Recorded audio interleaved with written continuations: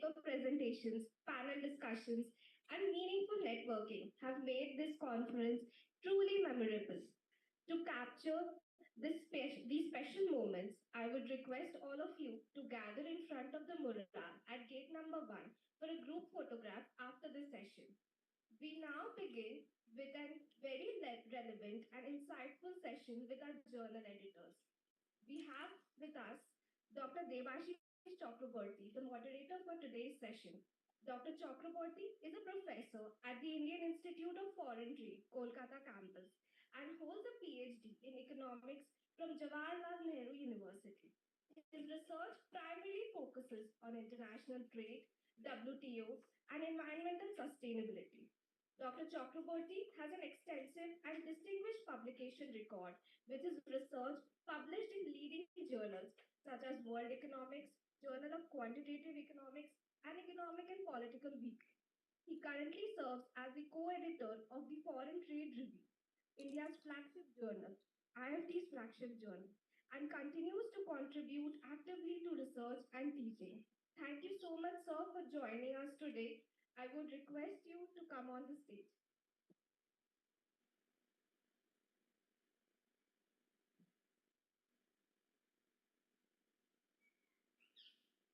Next, we have with us Dr. Sumit Kundu. Dr. Kundu is a professor in the College of Business at Florida International University. Holds the Batten Eminent Scholar Chair in the field of international business and currently serves as the head of the Global Strategy Interest Group and is the president of the Indian Academy of Management. Dr. Kundu has an extensive and distinguished publication record with over 50 articles published in leading journals. He presently serves as an associate editor for the Journal of International Management and the Journal of Business Research. In addition, he is a member of the editorial boards of several journals, including Journal of World Business, International Business Review, Management International Review, and the Journal of Teaching in International Business. It is a privilege for us to have you here today, sir. I would request you to come on the stage and I would request Professor Chakraborty to felicitate Professor Kundu with a flower bouquet and a memento.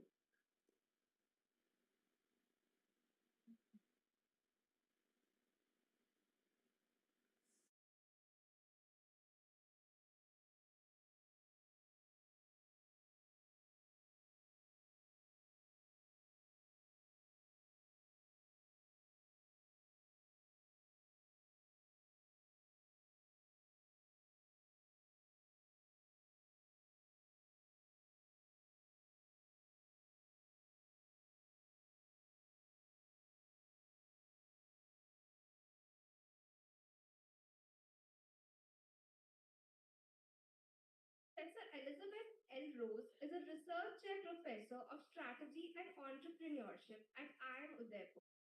Her research addresses various aspects of how firms internationalize, with particular interest in smaller firms and those from the emerging markets. She has been awarded for service to the global community from the Academy of Management's International Management Division in 2024. She was the WAIB's Women of the Year in 2019 and currently serves as the member of the AIB Africa Task Force. She served as the co-founding editor-in-chief of the Academy of Management Collections and currently serves on the editorial board of Academy of International Business Insights and the Journal of International Business Studies. It is an indeed honor for us to have you here, ma'am. I would request you to come to the stage and Professor Chakraborty, I would request you to felicitate Professor Lewis with a flower.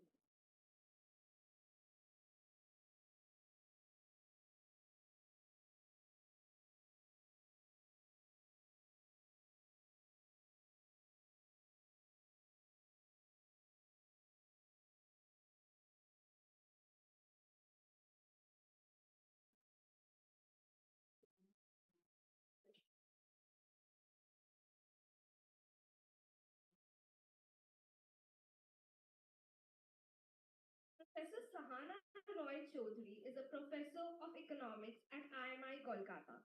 She holds a PhD in quantitative economics from the Indian Statistical Institute currently serves as the editor-in-chief of Studies in Microeconomics.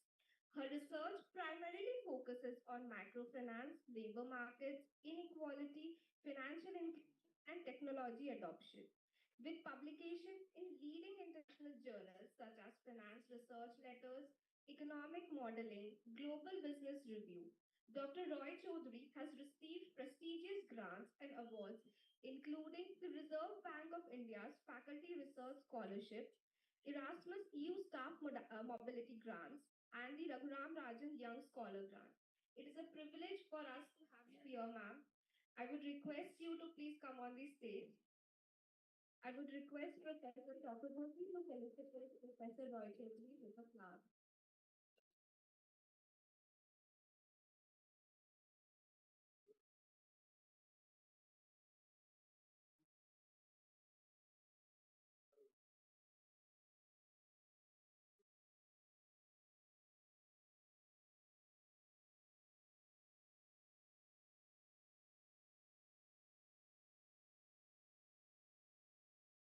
Professor Ranajay Bhattacharya is a professor of economics at the Indian Institute of Foreign Trade, Kolkata campus.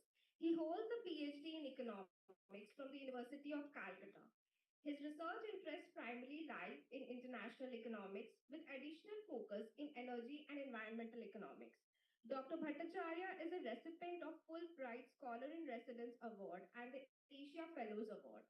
He has served as a visiting professor at several national and international institutes, including Brown College, Virginia, USA, Sejong University, Seoul, Korea, and XLRI Jamshedpur.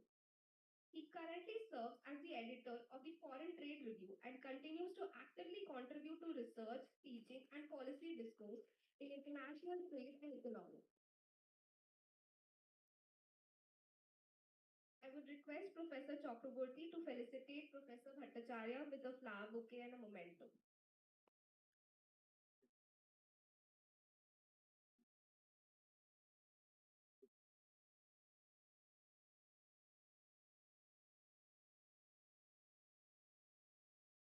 Professor Sudhir Rana is a faculty of marketing and strategy at the College of Business, Levi University, UAE. His research majorly focuses on marketing streams such as consumer behavior, business education, international marketing. Professor Rana holds the editorial position in several journals such as IIFT Business Review, Review of Management Literature, South Asian Journal of Marketing, and Advances in Emerging and Business Operations. Professor Rana has been a transformational leader in promoting research and continues to actively contribute to the academic community. It is an indeed honor for us to have you, sir. Professor Rana would be joining us virtually.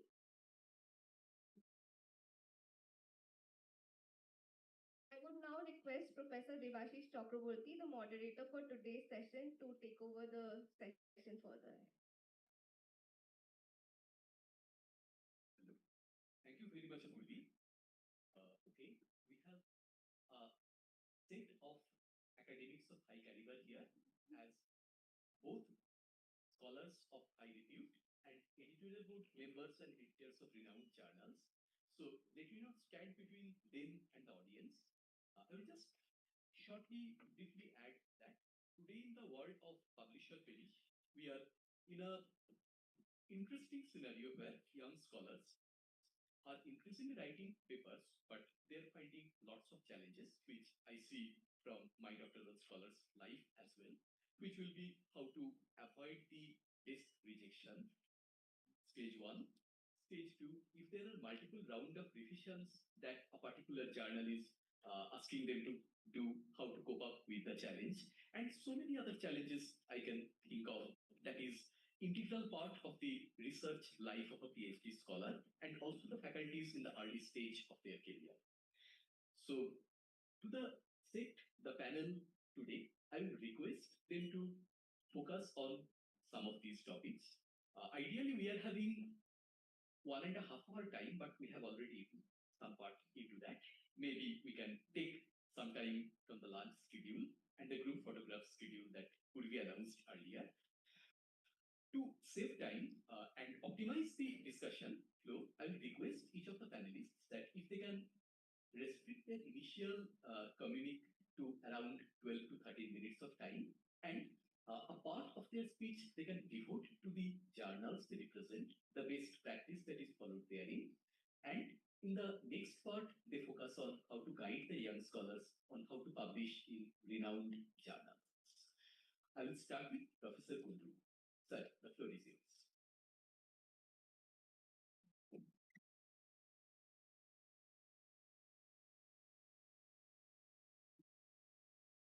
Very good morning to you all. I'm delighted to be here this morning because for scholars, this is a very important, I think, journey in terms of writing papers and publishing them in very good journals. And this training starts right from day one in the PhD program. It is very important because you are joining a profession where you have to create knowledge as well as disseminate that knowledge. The knowledge creation comes in many forms. Some of us are fortunate to teach in the executive programs where we meet senior executives from a variety of companies and industries who share their latest practice. That triggers our thinking in terms of, how to basically bring those into our writings, what is being practiced in the real world. So we are in the field of social sciences, right? Management at large, international business is a part of it. And we like to make sure that we're able to get those ideas from the practitioners, from the executives, and bring them to our writings.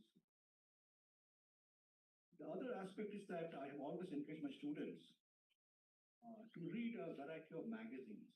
So in the United States, I use Wall Street Journal, Financial Times, Economist, some of them for our regular readings, including foreign affairs and foreign policy magazines. Why do I do that? Because people who are writing that, they are also think tanks. They're intellectuals in their own rights. And they bring the knowledge for me to understand where they're coming from. So my field is international business and global strategy, my PhD. And historically, international business has been a field which was derived from economics. Economics is considered the mother science. And so this whole aspect of the multinational enterprise, M&As and FDI, emanated from economics, namely international economics per se. So over the years, since the journey started, and I've been teaching a PhD seminar course for the past 30 years, which is the international business theory. And I'll come to that why theory is so important. When you write a paper, paper has two parts, what we define as the front end and the back end. And when we review papers, and I'm the associate editor of two journals, I look at the front part more carefully because that is my area of expertise. I'm not a methods person per se, but I'm somebody who looks at the theory contribution and how the theory has been developed and what are the areas for further improvement. Now, maybe there's a self-selection bias in that regard in terms of my analysis of the paper. No.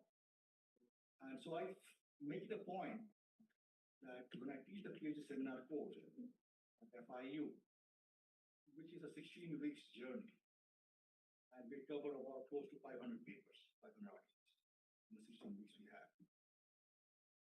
And at the end of the day, there's an exam. The students are supposed to write a conceptual paper.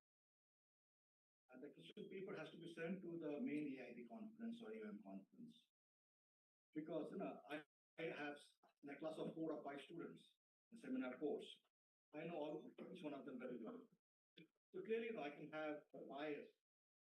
But when the paper is sent out for a blind review process at the AIB, the Academy of International Business, or the Academy of Management, or SMS, Strategic Management Society, it will be tested. This is tested by the peers. It's a blind review process. So So I want to make sure that my students have a good understanding of the mainstream IB theories, industrialist theories. And as I mentioned, that I've been teaching this class for many years and all. And the first time I taught that class was, I think, 1996, if I'm mistaken, so 30 years ago. And so basically, right from the days of the seminal paper by Stephen Heimer, those who are familiar with IB research, his dissertation at MIT and the Charles Mühlberger laid the foundation of what is known as the theory of multinational enterprise.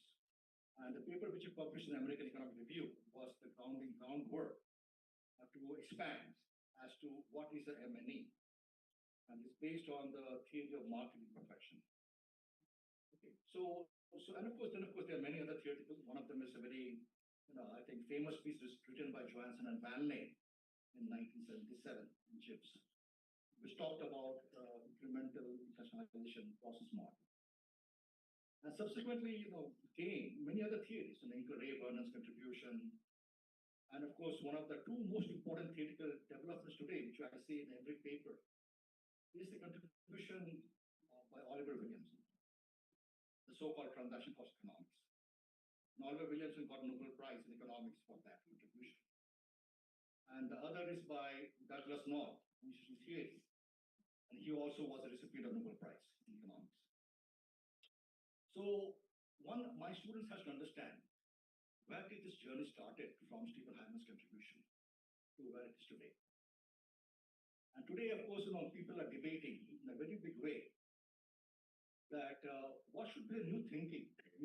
Boundary conditions are changing rapidly in terms of the new firms that are coming from the global south. And if you look at that very carefully, there were two papers which was written in 2006 and 2007.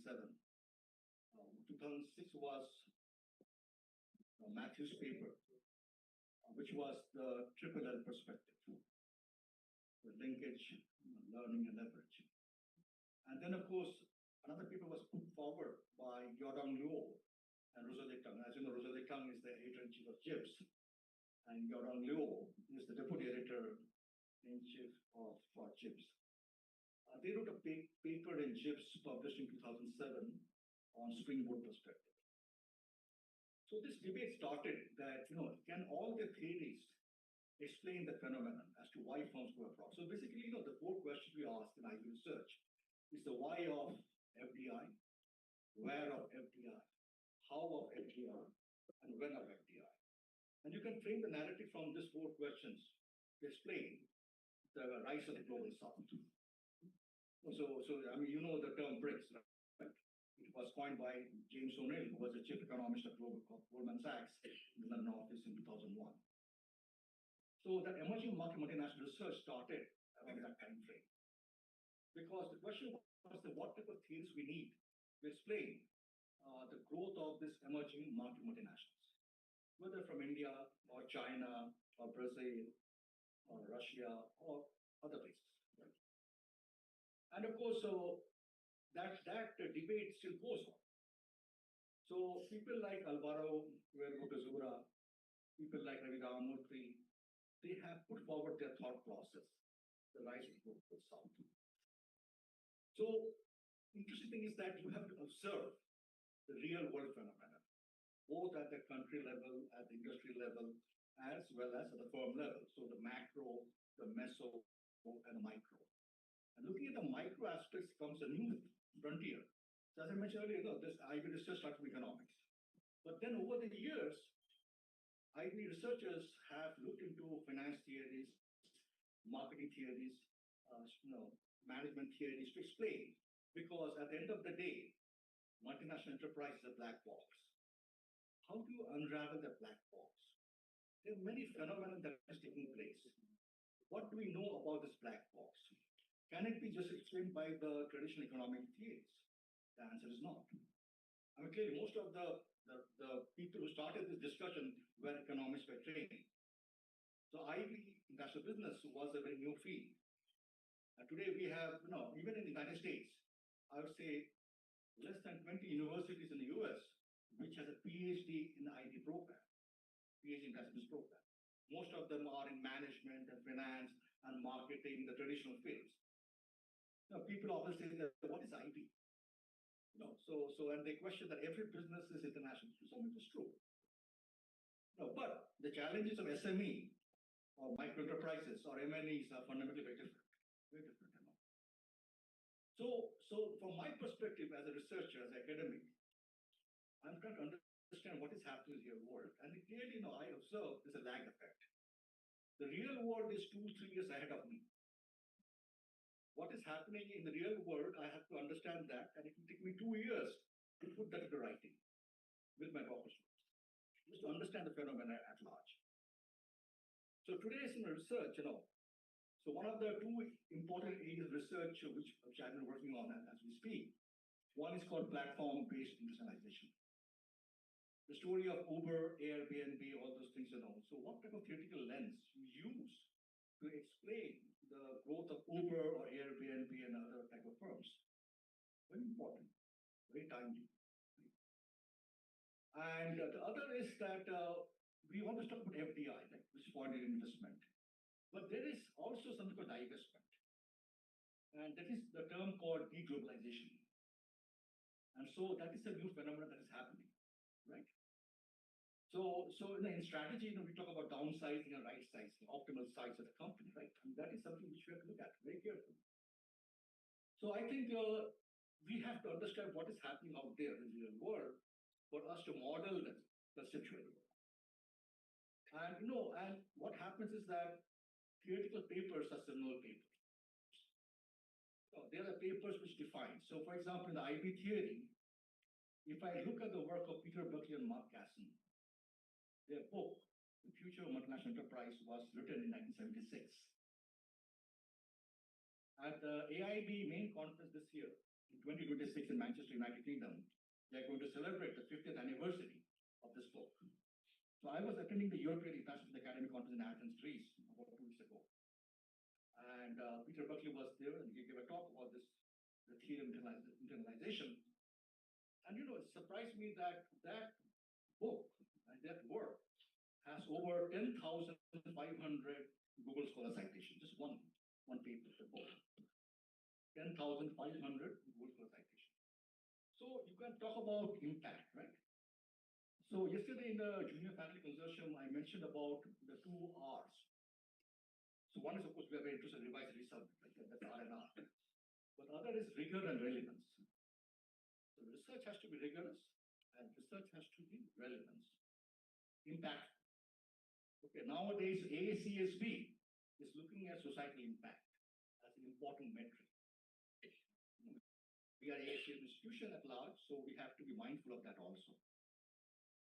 So research, requires a lot of tenacity, grit, and and of course it's a learning curve. It's a learning curve, and you have to be very focused in terms of your writing. So the challenge for Indian scholars is that, they try to contextualize everything based on India. But at the end of the day, when I'm reading a paper, I'm looking for novelty.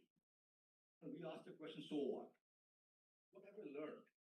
After reading a paper for 30 pages, you just said, want me to review. There's a peer review process, and I spent 5, 6, 7 hours reading the paper. I'm trying to understand what is the storyline, what is the contribution. Has the authors made a theoretical contribution or a methodological contribution? In my experience, based on Indian scholars, they are very good in quantitative methods. What they have, I think, have a limited understanding, that's the right phrase I'm using, is on the front end, the theoretical aspects. That is not there. Partly because they have not been trained to understand the front end of the paper. Okay, so the theoretical lens, so each of the hypotheses we are proposing has to be anchored in a theoretical lens. So I think, this is a tough battle, in terms of trying to put out there a new theory, which will be very much India focused. So most of the theories which we are using today are Western-based theories. I just gave you two primary examples: institutional theory, which is used by a large number of people at a country level, and of course, then you have the transaction cost economics, like the Oliver Williamson's type of work. Actually, and so if you look at the work of Ronald Coase, Oliver Williamson, Gaussian Casson, I mean, you can see how the research was developed over time. Really, I can see that. So anyway, in my 30 years of teaching the IB theory course, it's a learning, and learning never stops. Many papers are written, and for example, when I look at intellectual theory, we did a special issue in JIBS about a few years ago.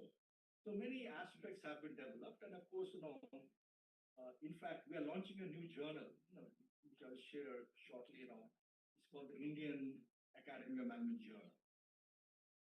And so there will be a mini special issue on the international theory. People who have contributed, from Ellen Berbigny to Jean-François Hennard, to Peter Buckley, Mark Casson, they're going to write for the mini special issue for the Indian journal. So I think it's important to understand that, yes, every theory evolves with time. Okay. So these are some of my general observations. Now let me come to some practical issues. So the first and foremost for the junior scholars is that journal fit. Very important, because if you do not understand what are the aims and scopes of the journal, it will be disappointing. And guess what? Today's dissertation is about close to, for top journals, it's over 70%. 70% is a lot, right? Then the other second point is about, as I mentioned, very much theory development and contribution. And I'm looking forward to that aspect, very much, because I want to make sure that if you're using India-based research, you have to properly anchor the research in an appropriate theoretical lens. And of course, I mean, today's research, as we talk about grand challenges, the foundations, process theory, artificial intelligence platforms, many aspects are there, very interesting topics. So that has to be carefully thought about and brought to the discussion. So again, the paper, as we mentioned, has two parts, the front end and the back end. So the front end is very important, and Indian scholars need to understand that. Junior scholars, research scholars, doctoral scholars, they have to understand the importance of theoretical contribution. Methodological contribution, I see people are very good out here. Econometrics, and other types of methodologies have been used. But then, of course, the important thing for me, is that when I'm supervising a dissertation as a mentor, nowadays we have a 3 essay format. Right? During my days, 30 years ago, there was no S3 essay format. There was chapter 1, chapter 2, chapter 3, 4, 5, and 6. Right? So my understanding is that today, it is important, of course, to have empirical verification, and then, of course, the usual things, the robustness, other things, But also, I strongly believe that you have to have very strong qualitative insights. Qualitative insights, very important. So, in other words, you need to have a mixed methods. A mixed methods where you basically have a combination of both qualitative and quantitative aspects, to make a compelling story. Then the next issue is the review process. This is very important. And you have to try to avoid test rejections, because, as I mentioned, 70%. And the R&R process, the revise and resubmit process, can take over a year.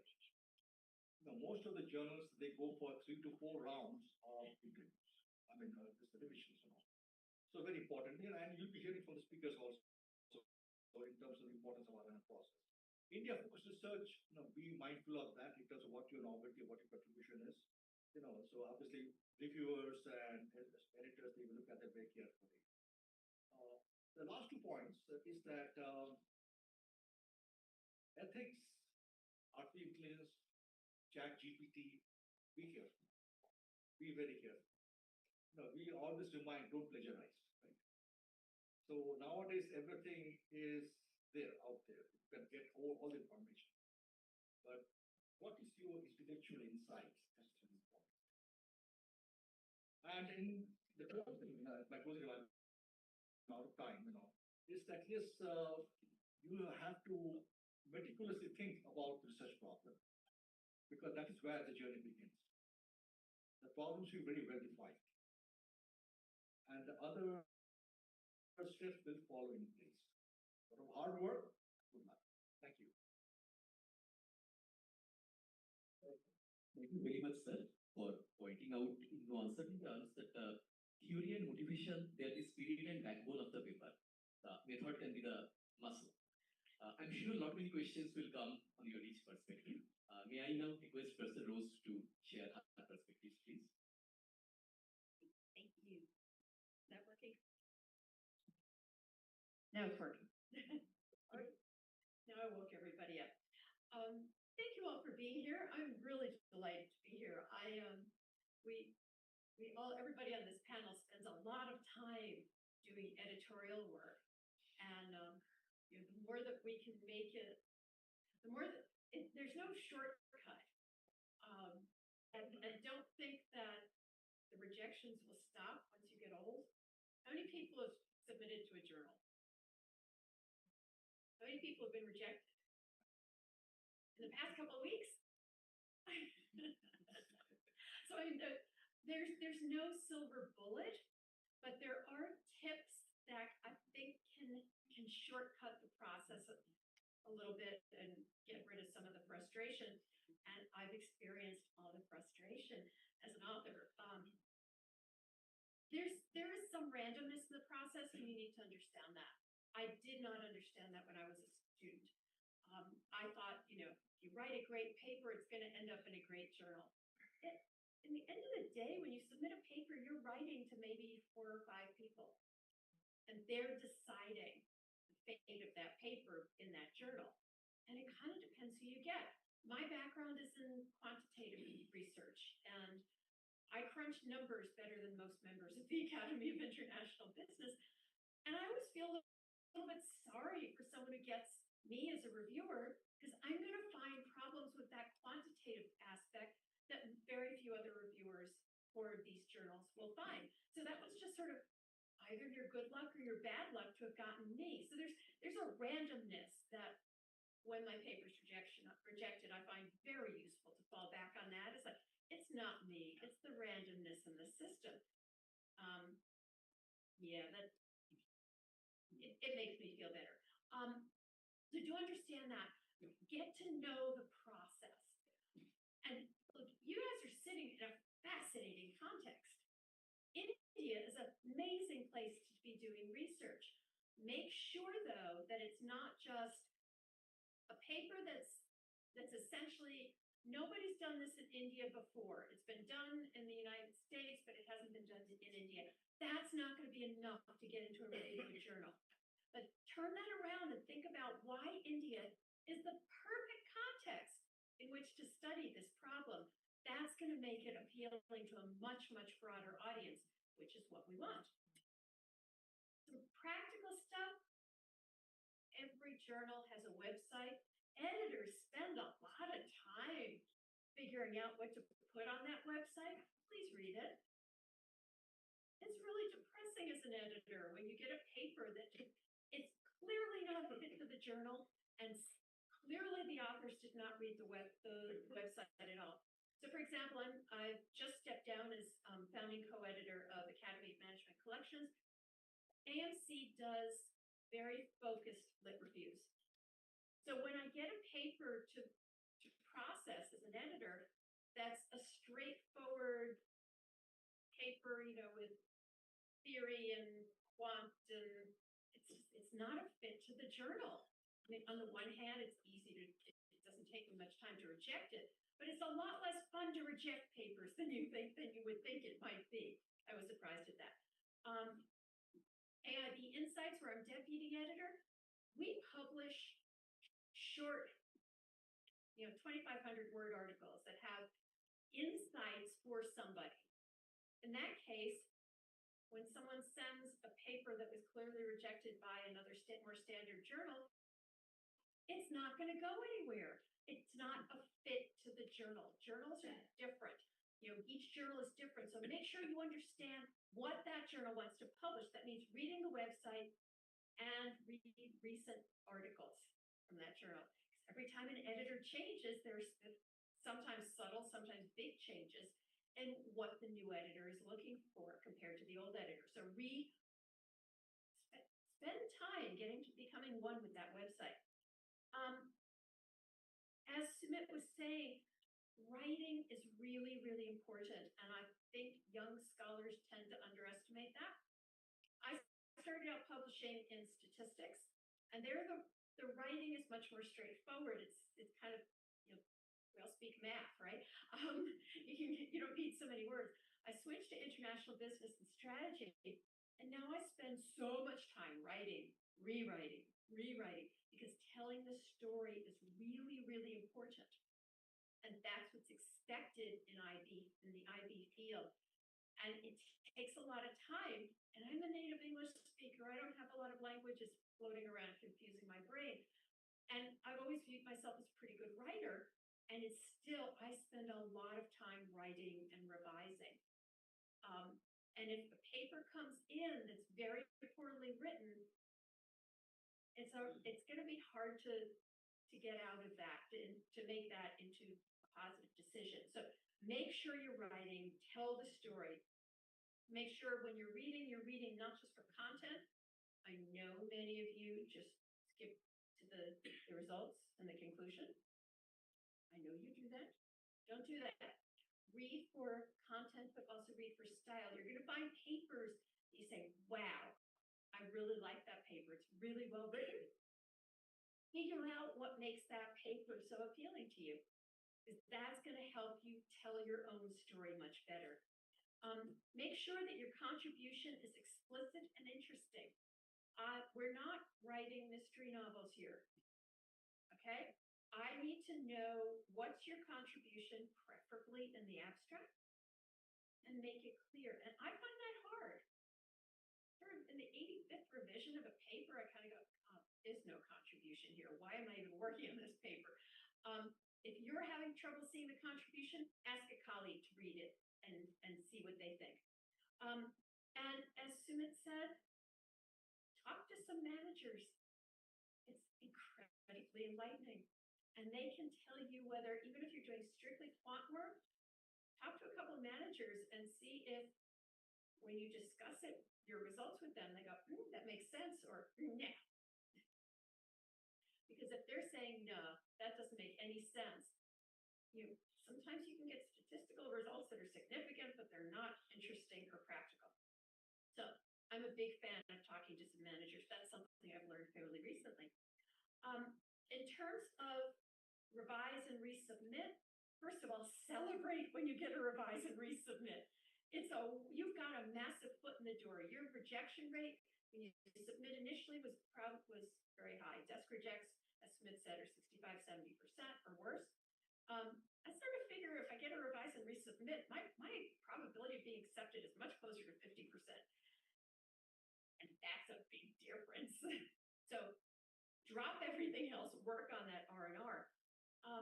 In terms of navigating that process, read the editor's letter really carefully. There are things written between the lines. So for example, if the editor says, well, reviewer 2 makes some really important points.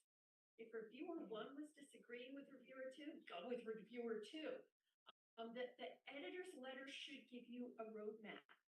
So pay careful attention to that. And do understand where the power is. We as authors have very little power. The editors, and to a lesser extent, the reviewers have the power. Reviewers make recommendations to the editors. Editors make decisions. They have a lot of power. So if they've said to do something, do it. We just had a paper accepted, and it's with he's fresh out of his PhD. Going, Rishi, here's what they've said to do. We do exactly this. We don't complain. We just do this. Because by now we're in our 4th revision. So listen to the editor. Editors actually want to publish good things. They don't actually want to reject your paper. It's disheartening to write a rejection letter, especially to a junior scholar. So the editor is there to try and help. That's me. I've probably done my part. Thank you so much. Really appreciated you mentioning about reading the website of the journal before submission. In FTR, we suffer the misfortune some of the time.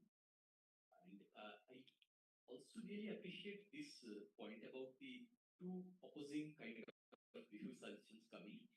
We unfortunately don't always get the accept in both cases. So that's a very important thing. Editors always face this existential dilemma: reviewer one or reviewer two, whom to prefer, and give the cue to the author accordingly. I'm sure you have earned a number of questions with all these suggestions. Thank you once again. And let me move to Professor Rana for his speech. Sir, the floor is yours. Hi, thank you so much, professors. It's really very fascinating and good discussion going on. While IB on one side and the process of publishing in the top tier journal is there, we all aspire to do that. We all dream for, and especially young scholars, when they are getting to their scholarly journey, they keep a lot of hopes. Well, I would like to bring not the negative or darker side of it, but an important side of it, which probably any one of us cannot deny the way publishing industry is moving forward. And it is not just an individual's perspective, it's also multiple stakeholders coming at the same time, including gatekeepers like us or the publishers fulfilling their business ventures, or academic institutions that keep a very significant objective of getting accreditations, like highlighted by one of the colleagues. So keeping all this ecosystem into consideration, it is important that scholars understand both content, perspective, and process side of it.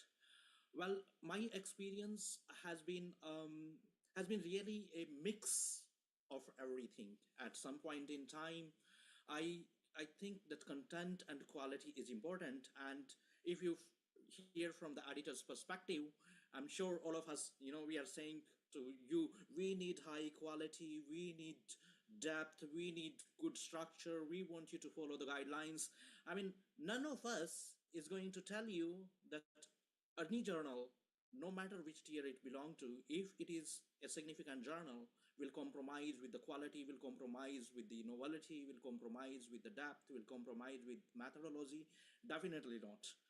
And a good paper is going to be a mix of everything. So you need to focus on all of it. But at the same time, while I was doing the doctorate, I heard a story in one of the workshops like this. I just remember a bit of it, but crux I'll share. It was that there was a scholar who was arguing that who are better, fox versus dogs. And the arguments went on, and everybody was saying that, oh no, fox are better, dogs are better. But to prove his point, his supervisor, somebody who was at his back, was a lion. And whatever he was saying, that dogs are better, have been largely accepted without any arguments. So what I'm trying to say is that it is important to keep high hopes, but it's also important to learn from where the world is moving, what way the world is moving, the kind of authors that are publishing into top tier journals, what is their perspective, and what is the importance of having that community. Because in my experience, I understood that journals host debates. And when they host debates, whom they would like to include in their debate is important. So there are two questions. The key questions are what they would like to debate about, and second is whom they want to include in their debate. If the journal is not at all interested in any one of you, the one who can be included in that debate, no matter what quality you have, no matter what depth you have, you will not be included, because probably you are not from that community. So one way is to get the citizenship to that community, you be a part of that community, and then get into the debates. And Second is that choose a community that offers you your type of members in the debate and start with them. So what I'm trying to argue, or what I'm trying to say here, is that other than the quality, there are many other things that are important, and don't forget that. I'm sorry, I come from a younger generation probably than some of you, but my my take is that don't forget to network. It is important. It is very, very important. You may have a quality, but you need the right guidance, and the right guidance will come from those community members. So remember that it is going to be very important. Second thing, if you keep, and this question I raised in the last debate also that I had at this wonderful institution, if the quality is constant and all the authors are giving a quality paper, especially to established journals. I mean, uh, if you see 90%, and I'm sure that all my fellow colleagues may also agree that we often get papers that have a good potential, and if given a chance after certain revisions, have a capability to come to the acceptance level. But the thing is that reviewers, editors need to spend a lot of time on them, on guiding authors. And it's always a trade off between a paper that has comparatively high potential, and you need to guide the scholars a lot, and a paper that has relatively same potential, but you do not need to guide the scholars a lot. You believe that they are capable scholars, they are established scholars, they will improve, they will understand what reviewers are saying, what editors are saying. And time is important for everybody. So editors and reviewers, in this trade-off, choose a scholar who is more established, who will be able to respond to that R&R more quickly, or maybe even in a better way compared to um, the other one who is probably less experienced. So your experience and having scholars in the team is very, very important. So you need to choose your team that way, that you get to a stage where editorial team put more trust on you. And when the quality is going to be constant, in that way, whom the editor will choose is going to be very another very important aspect. How they will choose? They will choose one, either by your merit and your scholarly contributions. What have been your publishing pathway? Where have you published? Whether you are bringing any brand to the journal. I mean, your own brand name, your own reputation in the scientific field, and whether they keep a soft corner for you. I'm not saying friendship with them, but at the same time, whether what is that you are contributing to the community at large, what is your contribution in terms of the developing the community.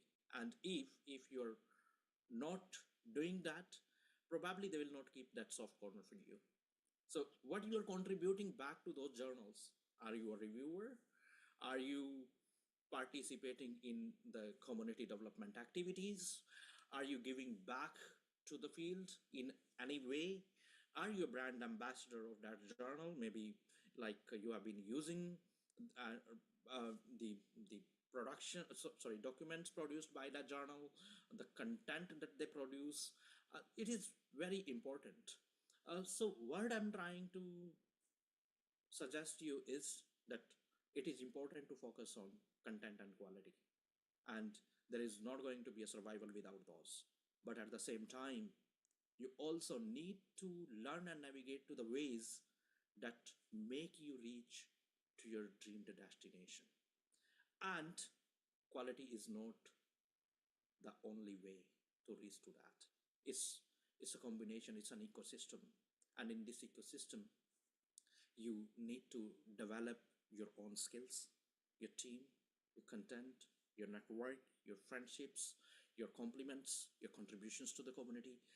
I mean, you need to come up as a scholar. not just as a writer. And why I'm saying it is that being scholar is a thought, and writing may be your passion, but you need to come up as a scholar, participate in all the community activities, be be positive to the journals that you target to publish with.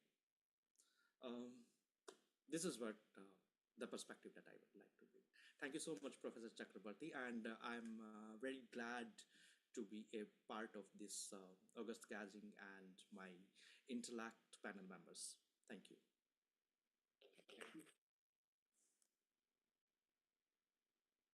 Thank you very much. Thank you very much, Professor Rana. You brought quite a new perspective, the ecosystem community development network in addition to quality, and I'm sure some of the scholars would take a note of that in their future course of writing, especially when you mentioned about being a researcher rather than being a writer. Again, I hope a number of questions will come to you once we go to the floor discussion. Now, I will request Professor Raichaudhuri to share her perspective, please.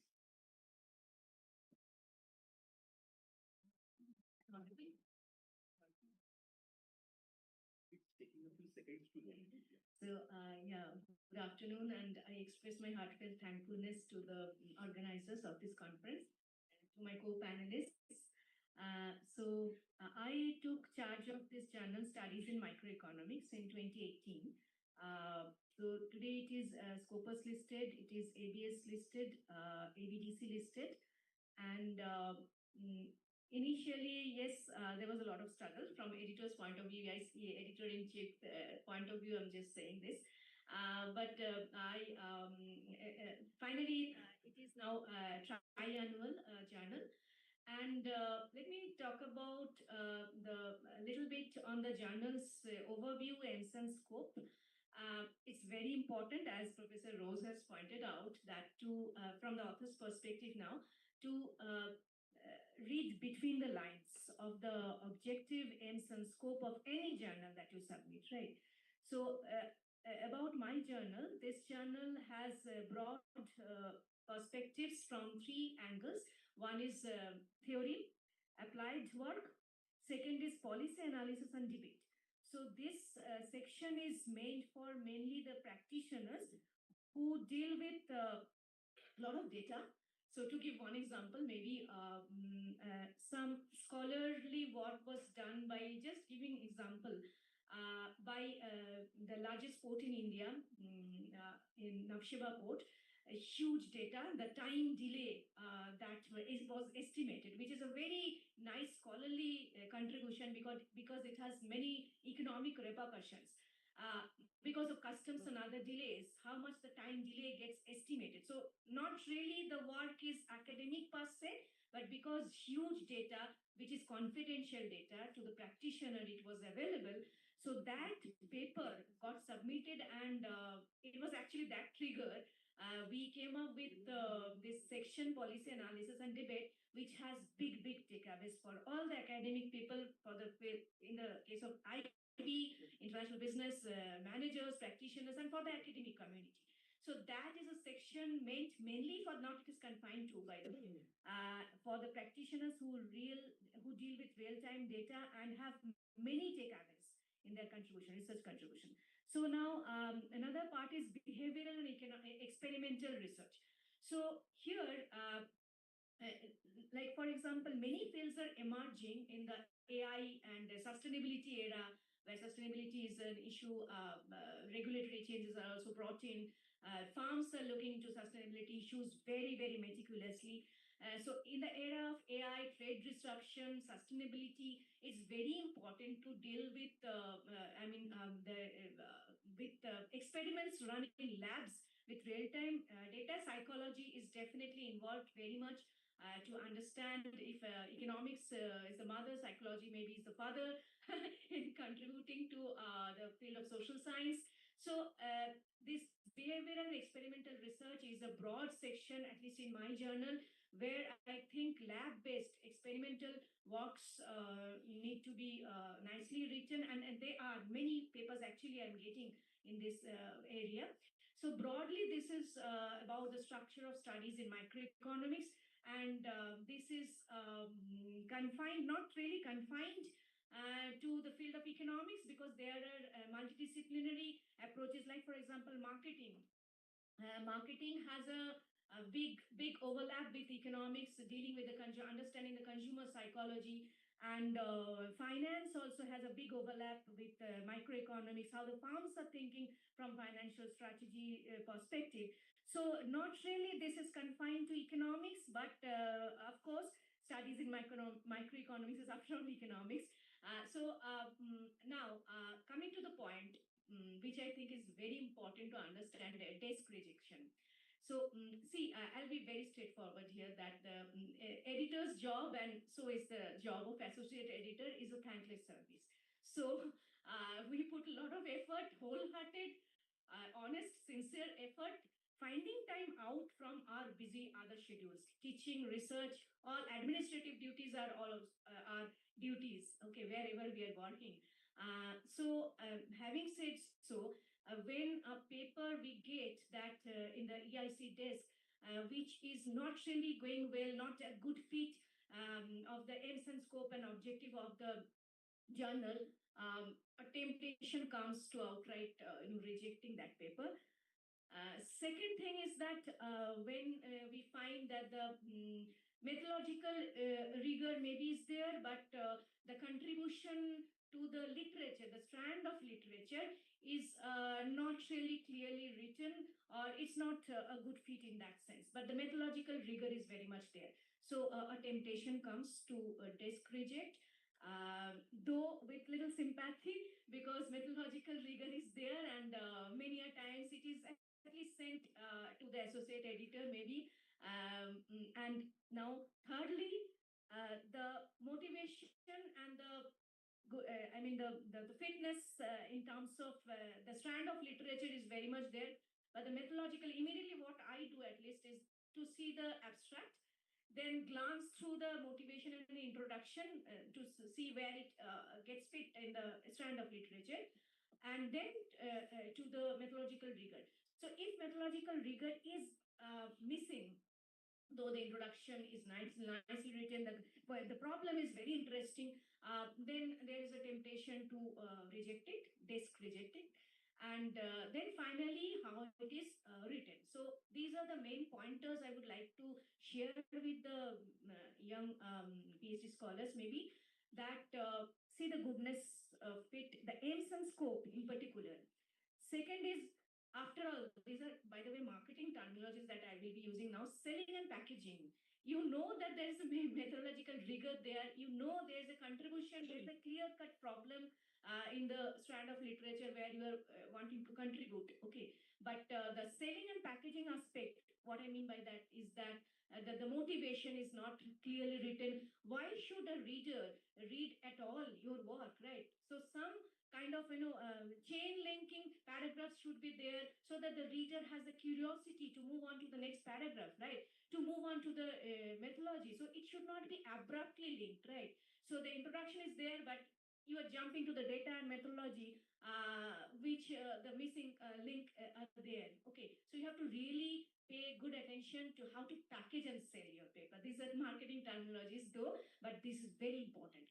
Now, if the editor quickly, or the associate editor, or maybe the reviewer, is finding that link is not well established, so it creates temptations to reject, or maybe come up with very harsh points in the review comments. Okay, so these are some pointers. Now, coming to the point, the conclusion. Many a times I find that the conclusion is an extended abstract, which is not done. So conclusion should highlight the policy implications, the takeaways, which are not really, you are not in a position to write all these things in 100 and 150 words in abstract, which should be very, very precise and concise. It should be there, the abstract, but conclusion should mention the limitations as well of the paper, right? So maybe you have some thoughts to carry it forward later on with some other collaborative research work. Okay, so some takeaways are there for the policymakers. You can write one paragraph okay, in the conclusion, extending the basic contributions. And that is how the conclusion should be written. And now coming to the point of revise and resubmit. If you are really, really lucky that you are getting this opportunity to revise and resubmit. Okay. Now, don't take it very lightly. I understand after quite a number of multiple rejections, maybe these opportunities you would have received. Okay, but revise and resubmit, maybe from 3 reviewers it is coming, along with the editor's point. Okay, and the associate editor's comment. Do not underestimate any comment, you like it or not. You have to very, very politely address that. If you have a rebuttal, come up with that. But if you know that the point is baseless, one of the reviewers are commenting it's a baseless point, but be very polite and come up with a very, very strong rebuttal, maybe citing some other examples, some good examples, very politely put it there. Okay, so don't underestimate the points, because it is very likely that the revision will go to those reviewers only. The editor will choose those reviewers only. So if human feeling after all, right? So we can't deny that. So be very polite and address each and every comment. Okay. Now, one strategy I can mention is that suppose you are submitting journal A. Okay, and you have supposedly gone through the overview, aims and scope, everything. A little bit of understanding of the editorial board is also very important. Write your cover letter to the editor very, very carefully. If possible, Professor XYZ, write it there instead of writing dear editor. This works. So that is why understanding the editorial board, who all are the editor-in-chiefs, very important to have a clear idea. Second thing is that you suppose you have chosen journal A. If possible, if at all there are overlaps, cite 1 or 2 papers in that strand of literature. That works. Now, if there is no link, no connection in the area you are contributing, it's a new field, you want to submit in that journal because it comes under the aims and scope, but not really many papers have been submitted or published in that journal, don't stretch it like that. Okay. But if you find some citations could be made, it's a good strategy to come up with a citation. And I would like to talk a little bit about how you build motivation, introduction. Okay. So I'll give one example. And that's why I agree completely with Professor Kundu that reading a lot of papers, seminal works in the strand of literature where you're contributing to is very, very important, at least in the early stage of career. Because, this example is Asimoglu and Ristrupi on AI and labor displacement. Okay, so purely economics paper. But how they create the motivation is not really from economics. They start with ODS medical service where a cancerous cell, the AI machine, okay, and not really human, the surgeon is doing this, is detecting the cancerous cell with precision, but in the process, the non-cancerous cells, they are pulling out, which is not done. The brain matters will suffer after all by this detection of non-cancerous cells. Had it been a human being, okay, the doctor, there would have been many errors. So the paper motivates that with perfect precision, this AI-driven ODS medical service is doing this, minimizing this type 1 error. Then they define type 1 error, how you're pulling out the non-cancerous cells, which is absolutely zero, driven by this AI. So then they define, see, where is labor displacement and the estimation of that? It's far away from this. They're starting with that. Now they come to the point, it is not about substitutability, it's the complementarity of AI and the doctors. So it's the process, not the that matters, where there could be complementarity and not substitutability. So labor displacement may not happen. So this is how you can motivate, being far away maybe from the focus of your and what you are ultimately where you want to contribute. Economics it is, but they're talking about medical service as an example, right? So creating the motivation and holding the attention of the reader, maybe talking a little bit about counterintuitive facts, will create a good example of a good paper. So this will pull editors' attention as well, because editor, after all, will glance through your paper, right? And the probability of at least not having desk rejection will increase, right? So that's the point I would like to highlight. And last point that I want to highlight is that there's a huge, huge scope that is evolving in this era of AI sustainability and trade disruption. Because I can see, for example, one example I can give is agri-tech, for example. So many papers I see, at least in my journal, what is the contribution in different sectors and labor getting displaced in this new era, or estimation of that kind of that. Now, servicification of agriculture is a very new concept, niche concept, where technology is used in agriculture very heavily. You know, in our context, country context, most of the 85% or something like that land is being held less than 1.5 hectares. So technology usage in agriculture is increasing. So servicification of agriculture, one example I'm just giving, is a new broad topic, which is very counterintuitive, right? So similarly, in the trade disruption era post Trump 2.0, there are many evolving areas where the new researchers can contribute with counterintuitive thoughts, and very likely it will be to get it published, because these are new thoughts, right? So having said so, I would like to underscore the point that building motivation, selling and packaging matters a lot. That's what I want to say about.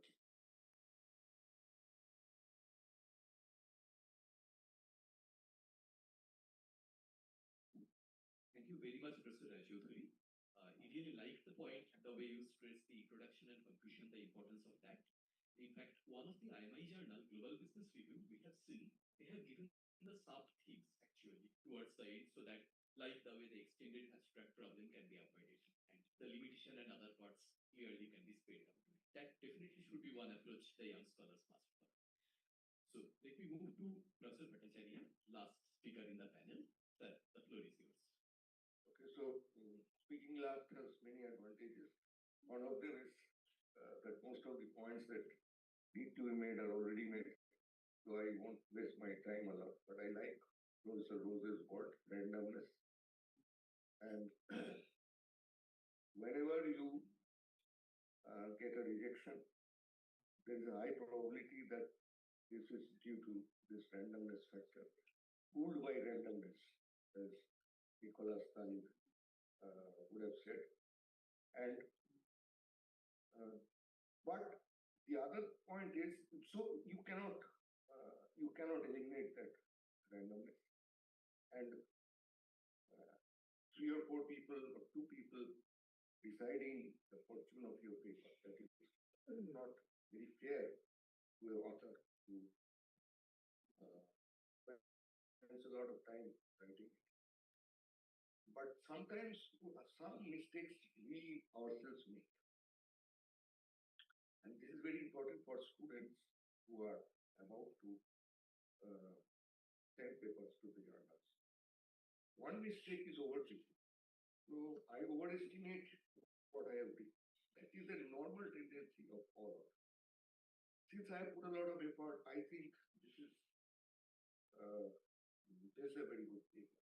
And then I waste time sending it to very good journals.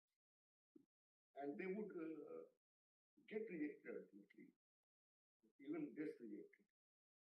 But the time has been wasted. So overpitching is one thing that you must be very careful about, whether I should be sending it to this network. In India, most of the main studies, more than 50-60% of the studies, are replications of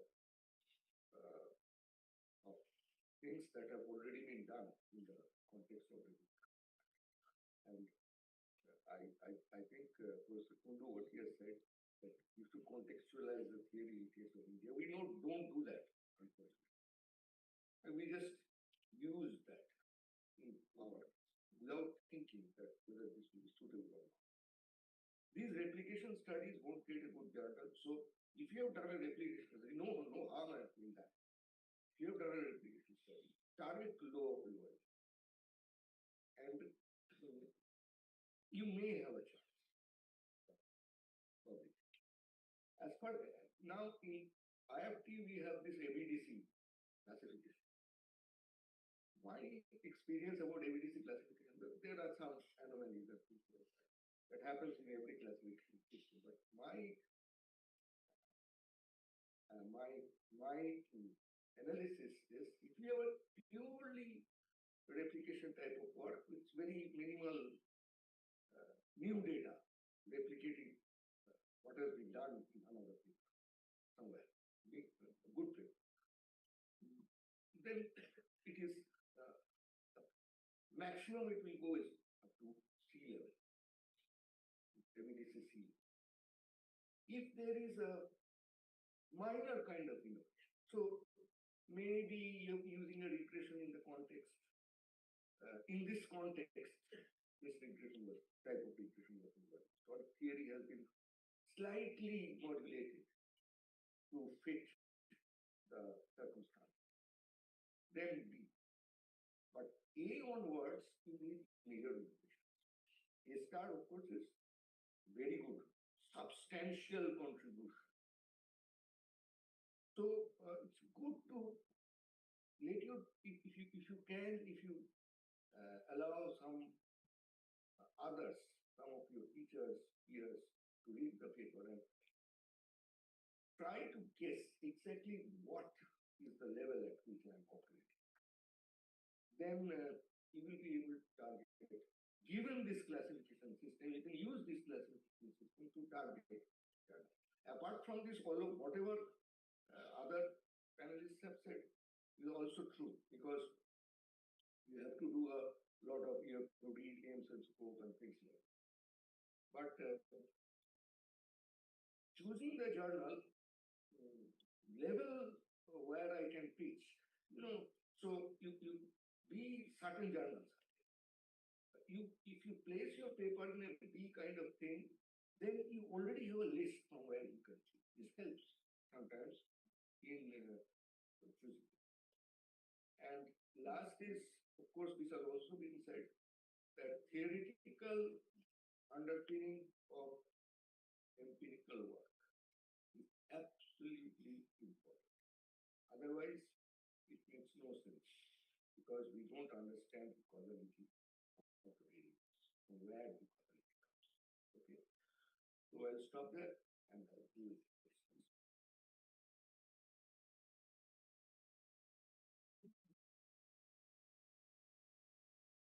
Thank you very much, sir. Particularly the point regarding the overpitching, the replication and the target setting of the journals. Now the floor is open.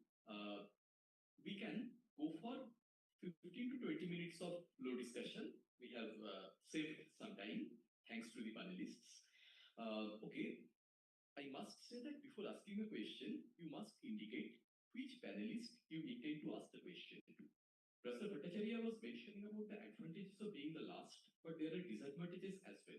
If you are not specifying the person, he may have to answer all the questions. Okay? Okay, please indicate which faculty you are intending to answer your query. The floor is open.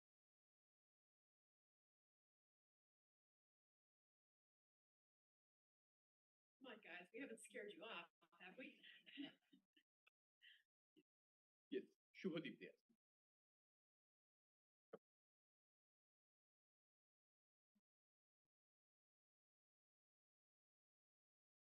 Hello.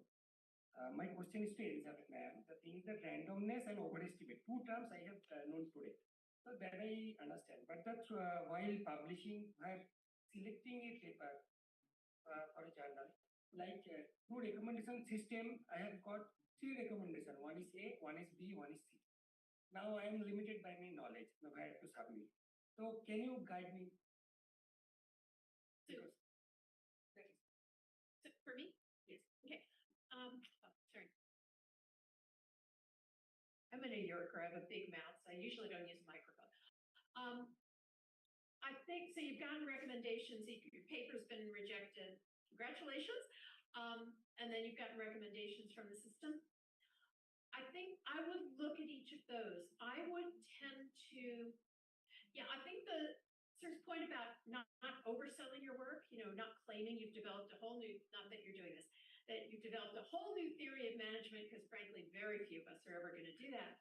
But being realistic without underselling, I will tend to, if it looks like that a journal is a potentially good fit for the paper, I would try to polish it up for that, because you don't want to oversell, but you also don't.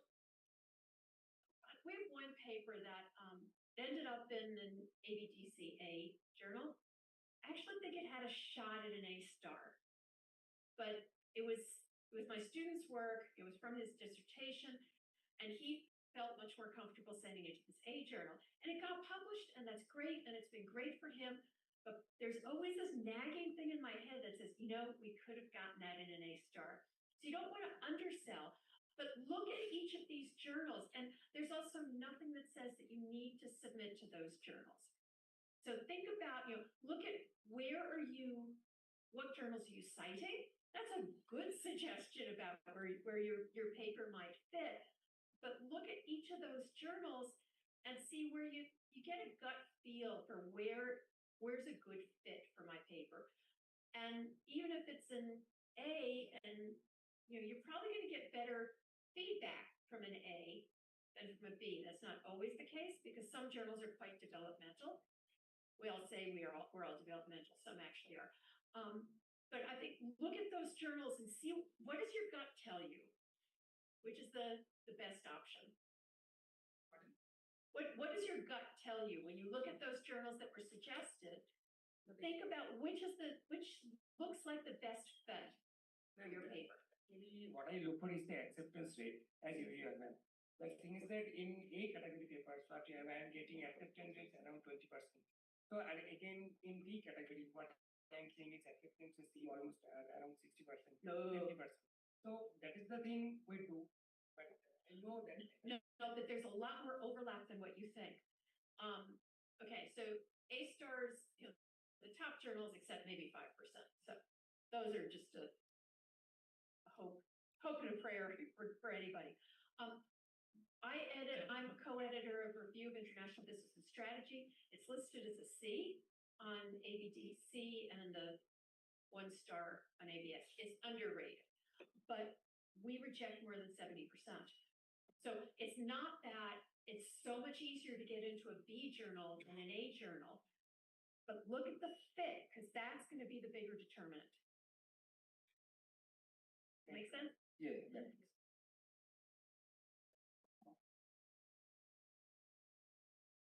In any case, I think the suggestions are mechanical.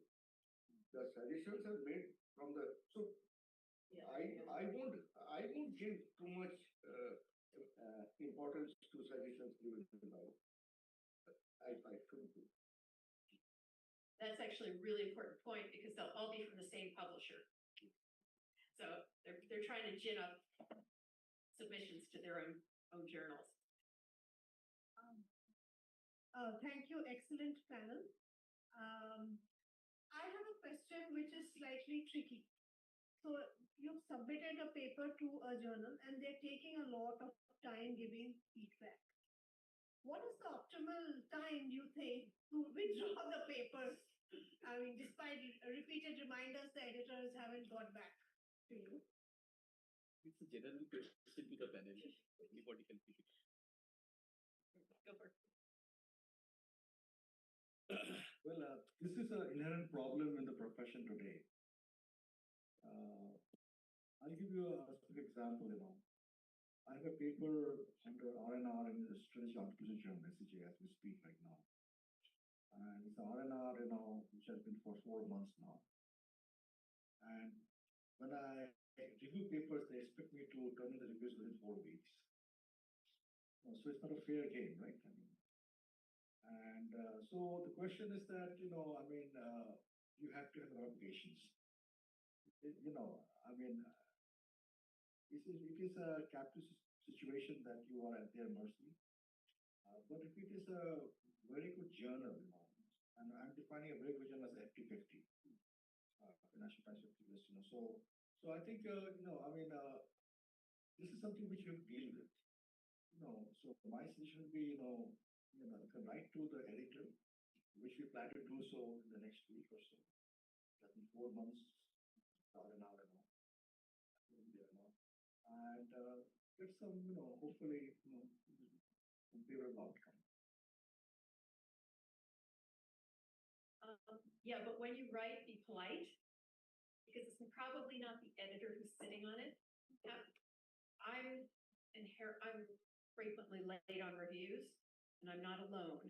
And sometimes it's just, if for an R&R, you want to go back to the same reviewers, because otherwise you're just introducing a lot of noise into the system. It's not fair to the authors. And if the reviewers aren't responding, I can send emails going, please, pretty please. Those work better than just.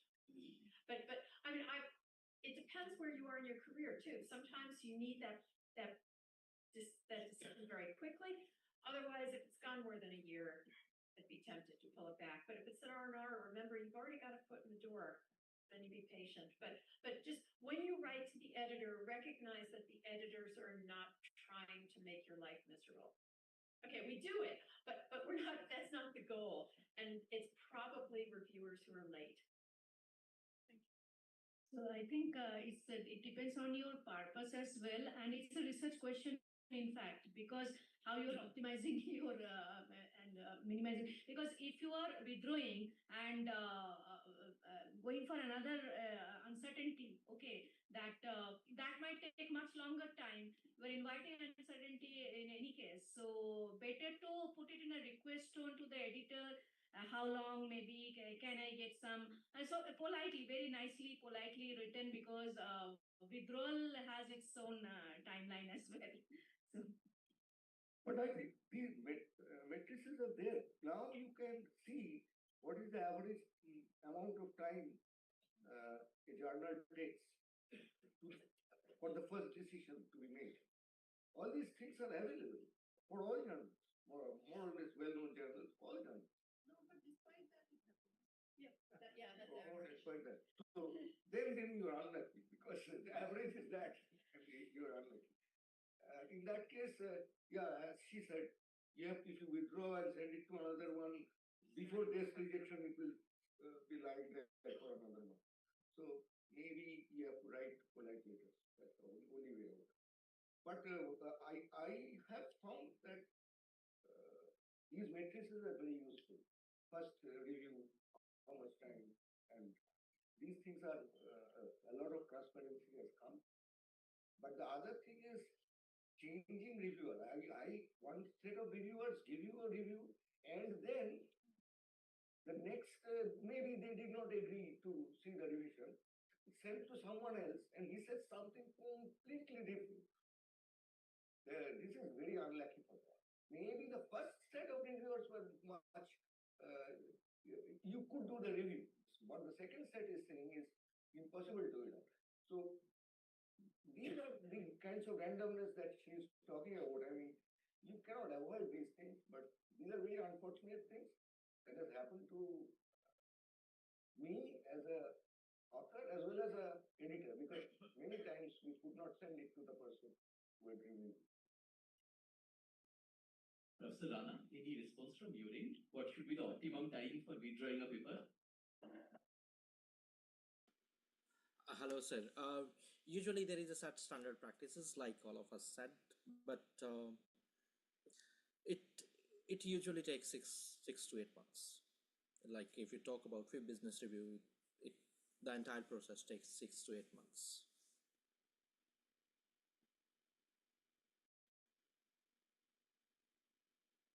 Hello, professors. Thank you so much for this insightful discussion. I've taken a lot of notes. So, as a young scholar, I really struggle when I have to generalize a theory or generalize a phenomena. Like if we are working, so my question is to Professor Sumit Kundu and Professor Rose. So when I'm doing a research, say in the Indian context, how do we generalize it that will be relevant for the whole world. And the second thing is that most of the theories which are used in the global north might not be relevant for global south. Like for India, the bureaucracy is very different than what we see in the Western world. So when we use the theoretical lens, as you said, Professor, that using a theoretical lens in the Indian context also becomes very important. So how do we use those theories which are very relevant to North, but not maybe the global South? So how do we proceed for this kind of research in Indian context? Okay, so great question. It's a tough question also. So there are two strands of thought for you. One is that most of the established theories are Western theories, at least in the international business context. John Dunning's synthetic paradigm, Martin Cassin's international theory, Douglas North's theory, all the Thomas theory. So that is applicable in any situation. So of course, whatever institute voice, if I'm not able to that is a word. The question that becomes is that how do you basically adapt to the Indian context? And there you have to be very careful and mindful. So what are the elements of Indian context which cannot be explained by the so-called established theories, the Western theories? So the uniqueness or the idiosyncrasies of the Indian context, how do I can bring forward to that? And that becomes a very novelty. If you can do that, saying that yes, this is what we have not been able to establish in other countries, but Indian context is very much different from the other factors related to the global south. If you get, so for example, the concept jugaad. The concept jugaad is something very interesting to India. And so, and if you can bring that into arguments and maybe theorize it or develop a construct or something those lines, then you are adding to the body of knowledge and the literature. So obviously, as a reviewer, as a editor, I would appreciate that I'm getting some novelty, some insights, whereby you are bringing forward something new. And of course, this is I think a great way to bring your name to the forefront. So if there is a way, as an Indian scholar, as a research scholar, as a PhD student, if you can develop those ideas, which has not been put forward or tested. Professor Bhattacharya was talking about replication study. It's true, very true that most of the established theories which we have used in our research are replication. And we're taking the concepts from there and applying it at the firm level, at the industry level, at the country level. But if there's a way to go beyond that, and we have to discuss about micro foundations. I think that is something which again may create a new perspective. What is the mindset, the psychological behavior, the sociological aspects of India? So if you're looking at the micro enterprises versus small and medium and large enterprises, how do managers behave? What do they think? Right? So I think I'm working on a paper which talks about entrepreneurial anxiety. In the Indian context, it's a new thing that we are looking at very carefully. So we have talked about entrepreneurial orientation in the literature in a big way. But is there something called entrepreneurial anxiety, which basically leads to way the managers make decisions? So obviously, it's a learning process. And I think, given your research question, what you are trying to look at, I think there is an ample opportunity for you to make a contribution if you can develop some good ideas in it. I think don't look at the Indian context as being negative, but think about what is specific. And that goes back to contextualizing. What's specific and what makes India a great place to study this broader problem? That actually makes it a paper that's going to be a lot more interesting to a broader audience, which is a good thing. You want to get your paper accepted, then you want to get people to read it. Never ends. But don't worry about trying to generalize Indian findings to the global south. one of the things that drives me mad, because I do a lot of stuff, I review a lot of stuff related to emerging markets, and you get a paper that's strictly about firms from China internationalizing, and there is invariably a sentence in there that says, "Oh, well, this is applicable to all emerging market firms." No, it is not. The Chinese institutional and business context is so different, whereas the Indian context is actually much more similar, just conceptually, to an awful lot of the firms that are emerging and developing, however we want to call them. But you don't have to be making a point about all the, about 100 countries in the world. Just think about what we've learned from really understanding this context, how this theory functions or doesn't in this context. And that'll be enough, I think. Thanks a lot. I think we have time for just one last question. We have already crossed the time. Yes.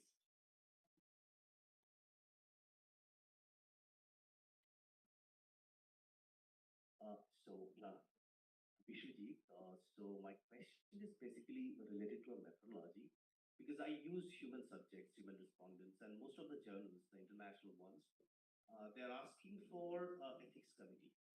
So did I actually, get approval of the ethics committee and all? So I think in foreign universities, this is extremely important that, how you collect the data, how you anonymize them, how you deal with the data, did you take the consent, and whether the experiments that you are running, even if it is a survey-based questionnaire, you have to get it approved. But in most of the Indian universities, we don't have ethics committee. So from an editor's perspective, how do you look at it? I mean, a paper coming from India, and I'm giving a declaration that the institution don't have an ethics committee. So how do you look at it? I mean, is it something going against the paper, even if it has a merit, or how do you look at it? I think any panel member can discuss that. Yeah.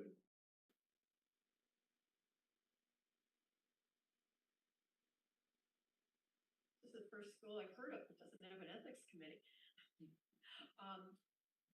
So I didn't realize that this was a big issue.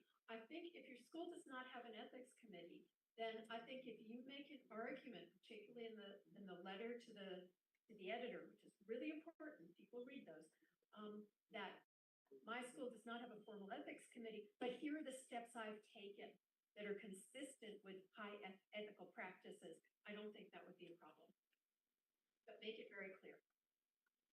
And let me just add one more thing. So in the North American context, US context, so we are undertaking a major project in India to speak. So we have the Institutional Review Board, IIFT. IIB has to approve in terms of work subjects.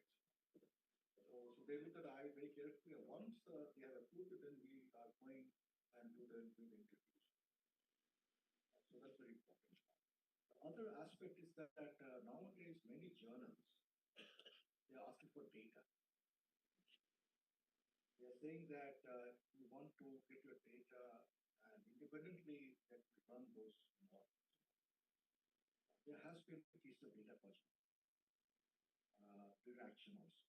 I'm aware of a few cases now. So I think be aware of that. All the good journals, we will ask for those data. They will do an independent verification. Thank you very much.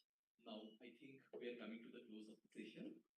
Please join me in thanking all the distinguished academicians and editors of the and editorial board members of the renowned journals who made this session a grand success. I'm sure some of the questions the young faculties and doctoral scholars had been very effectively answered. Once again, thank you so much. Thank you so much for you too, Professor, for moderating it so well. And thank you so much to all the panel members. Bye-bye. Indeed, over to Purvi once again. Thank you so much to all the editors, your guidance, and the important notes that you have shared with us. It's always a privilege for us young scholars to note these things. Specifically, we learned the new 2 hours of research today, that is rigor and relevance, and the importance of how to reply to reviewers' comments, the writing the cover letter. Thank you so much, professors. I'm sure this is going to help all the upcoming budding scholars. And I would request everybody to please go to the mural at the gate number 1 for this group photograph. Thank you. We must first have a group photograph of this panel before we start. Good idea. I request everyone to group photo.